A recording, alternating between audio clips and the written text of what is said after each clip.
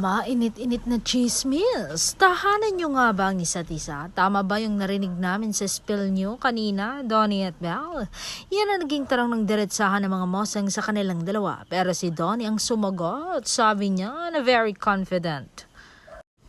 Oh yes, totoo naman. Kasi kahit gaano pa kami kalayo sa isa't isa, hindi nagbabago yung tibok ng puso ko para sa kanya. Distance may keep us apart, but it will never weaken the love I carry for her.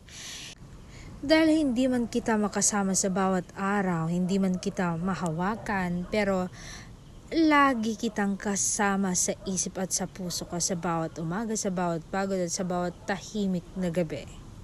At kahit minsan mahirap, kahit minsan nakakapagod ang lungkot, handa akong manatili, handa akong maghintay, handa akong patunayan kay Belle na siya lang ang tahanan ko at kahit gaano pa kalayo ang mundo.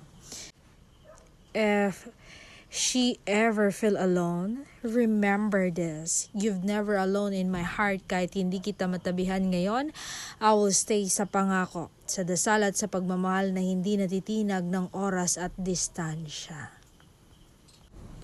At dagdag pa ng aktor, sabay tingin sa kanyang nobya.